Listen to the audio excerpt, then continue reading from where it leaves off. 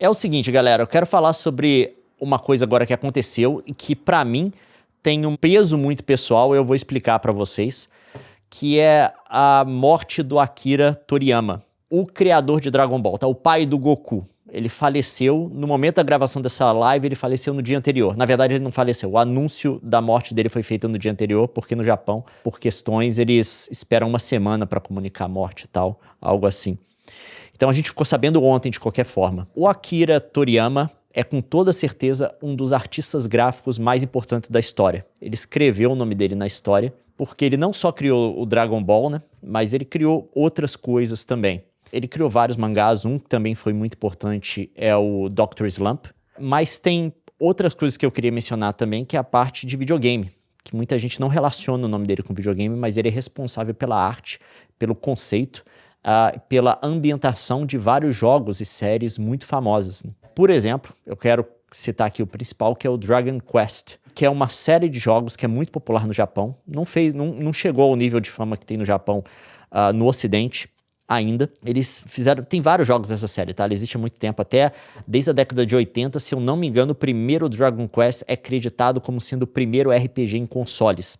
Ele antecede o primeiro Final Fantasy em um ano. Ele criou toda a arte do jogo e tal, os personagens e tudo. É uma série famosa, acho que em 2021, pelo que eu pesquisei, saiu o Dragon Quest 11.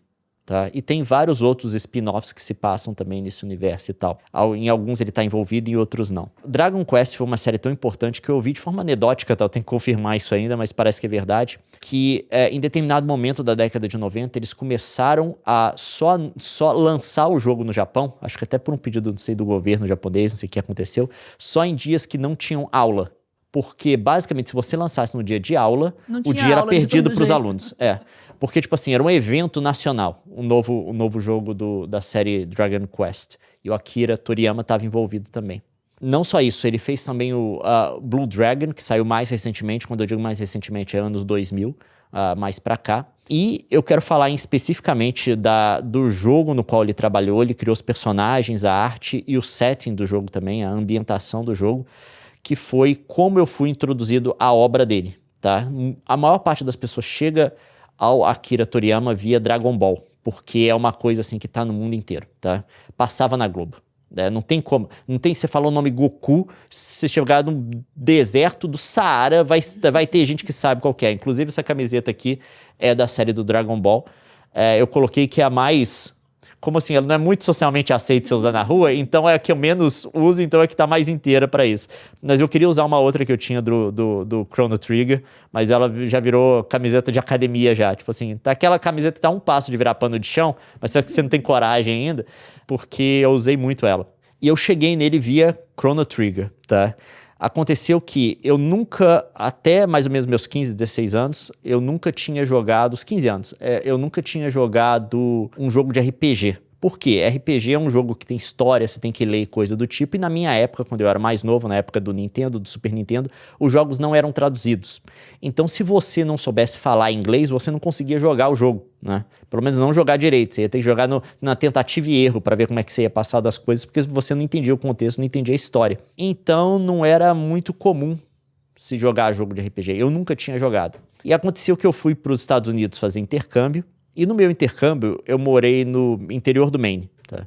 Numa casa que não tinha rua, era estrada na frente da casa, e você não ia em absolutamente lugar nenhum sem pegar um carro e pegar a estrada. Então eu saía da escola, não tinha muita coisa para eu fazer. Eu ficava em casa, era no meio do mato, não tinha muita atividade. Mas nessa casa tinha um Super Nintendo com esse jogo chamado Chrono Trigger. E eu fui jogar. E eu joguei esse jogo paralelamente ao meu processo de aprender inglês, então ele meio que estava envolvido. Foi o primeiro jogo de RPG que eu joguei, foi o primeiro jogo que eu 100%ei, eu destravei todos os finais. Eu joguei esse jogo por meses, tá? Foi por meses, tentando, e assim, era sem guia. Tentando descobrir os finais e coisas do tipo, fazer todas as coisas, e demorou muito tempo. Então eu tenho uma memória muito boa, inclusive eu comprei depois ele pro DS. Esse jogo aqui saiu originalmente para o Super Nintendo, depois relançaram ele para o PlayStation, com uma série de segmentos de animação, tá? Animação mesmo, desenho animado, para ilustrar coisas do jogo. E parece que o Toriyama e a empresa dele voltaram pro jogo na versão de PlayStation para fazer animação também. Então a animação também é dele. E depois, quando eu vi pra DS, eu decidi comprar também para poder reviver essas coisas aqui. E de fato, é um jogo que me marcou e foi assim que eu fui apresentado à obra dele. E obviamente depois, para encontrar coisas sobre o Toriyama, não tem muita dificuldade. Você precisava ligar a televisão. Mais ou menos para a época que eu estava nos Estados Unidos, foi um pouco depois, um ano depois, o Dragon Ball virou o desenho mais visto, Dragon Ball Z na época, mais visto do Cartoon Network nos Estados Unidos. Isso para um desenho que não era americano, né? Era uma coisa até meio, acho que impensável um tempo atrás. Né? E, de fato, o cara, ele inventou um ícone da cultura pop, né? Todo o universo envolvendo esse ícone. E eu acho que o Dragon Ball é uma série muito interessante porque foi uma quebra, principalmente para as crianças assistindo isso na época, porque na época os heróis, eles não tinham uma vida, eles não envelheciam, eles não tinham relacionamento, as coisas assim não avançavam na vida deles, né? E o Dragon Ball teve essa perspectiva que talvez fosse uma coisa comum no Japão. Eu não tenho certeza porque eu não sou uma pessoa de anime, tá? Não entendo muito. Mas pelo menos no Ocidente foi uma coisa fundamentalmente nova, porque o Goku, se acompanha a vida dele inteira. Começa o Dragon Ball, ele é criança. Você acompanha ele crescendo, aí depois ele se casa, né? Ele começa a namorar a Titi, se casa. É a Titi que fala, enfim, eu não sou tanto de...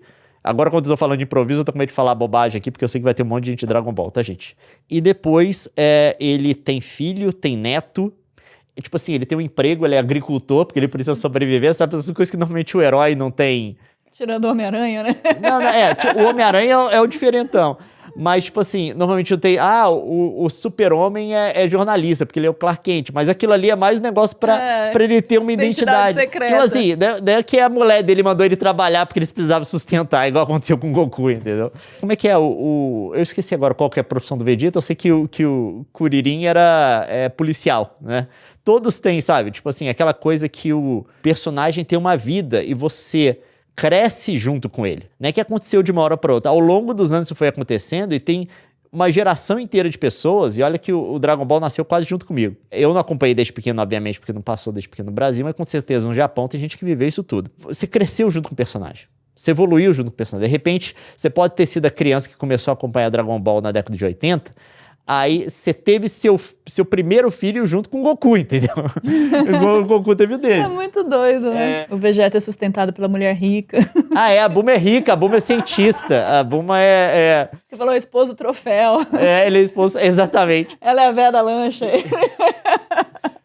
Eu acho muito interessante isso, essa perspectiva de como que a galera cresceu e o personagem sempre estava lá, se modificando, né? Não é igual os Simpsons, assim. Eu cresci com os Simpsons, mas o Bart tem 8 anos há quanto tempo? Sei lá, 7, 8 anos, em que idade que ele tem. De fato, isso é uma coisa muito interessante, marcou a vida de muita gente e é um artista, assim, que vai deixar um impacto no mundo gigantesco. Toda vez que você vê um anime desenhado com cabelo cheio de ponta...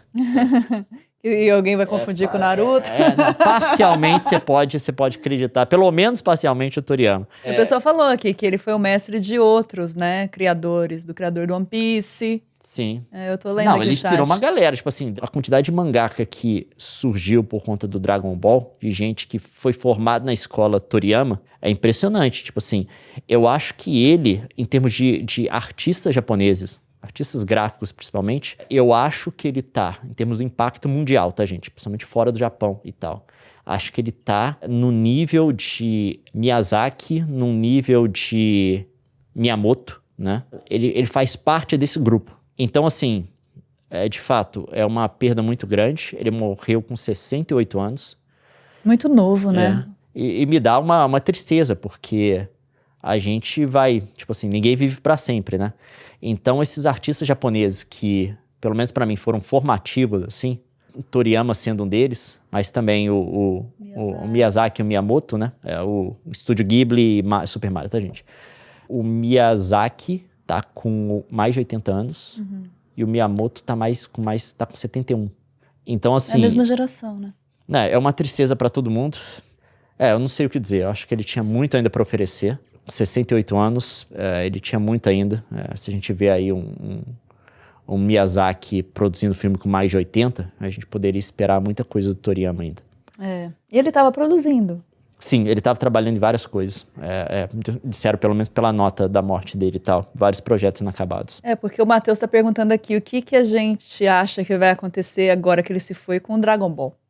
Será que tem uma equipe para continuar? Vão continuar sem ele? Podem continuar. Ele deve ter deixado histórias prontas, né? Eu acho. Eu não sei se tem alguma coisa em mangá que pode ser adaptada para anime ainda. Eu não sei em que Posição que tá. em que posição que tá. Mas pode ter um fechamento da história, né? Não, o que acontece é que, se eu não me engano, ele, com resultados não muito satisfatórios, eu sei que ele já foi hands-off, tipo assim, de não interferir muito, mas só tá ali participando e criando algumas coisas pro Dragon Ball GT. Ele já teve um esquema desse de outras pessoas, acho que intervirem na história, eu acho. Mas parece que o Dragon Ball GT não é o mais querido da galera, não, até onde eu sei. Posso compartilhar aqui o que a pessoa está falando das experiências deles com a obra Sim. dele? A Mari Souza, ela contou pra gente aqui que ela tá voltando aqui na live, ela é sempre muito presente, contou que há 10 dias ela perdeu a mãe, os nossos sentimentos, Mari, e ela falou que é estranho de passar por uma perda tão grande que a partida do Toriyama traz a ela tantas lembranças boas, que ela lembra da mãe dela acordando ela para assistir Dragon Ball no SBT. E Fly, né, que é o Dragon Quest, que eram os desenhos favoritos dela. Obrigada, Mari, é nosso sentimento aí. E o Demônio falou que o nome do filho dele vem de um personagem do Akira. Que ele perdeu recentemente um amigo com quem ele curtia, o Dragon Ball Z, e ele tem uma história ligada a ele. Chorou muito hoje e que perda imensa. Então muita gente foi impactada pela vida dele, né? Não, todo mundo, tipo assim, é difícil, principalmente a galera que era criança lá pros anos 2000, que quando o Dragon Ball, foi com o Dragon Ball Z mesmo, que estourou no ocidente, não que não era conhecido antes, mas tipo assim, virou o desenho mais assistido, né? A galera que cresceu nos anos 2000 fez parte da sua vida, não tem nem o que dizer, né? Então, galera, fica aqui a nossa homenagem. Acho que todo mundo tem alguma história para compartilhar, alguma coisa para dizer sobre a obra do Toriyama. Mas é isso, aqui fica a nossa tentativa de lembrar dessas coisas todas, né?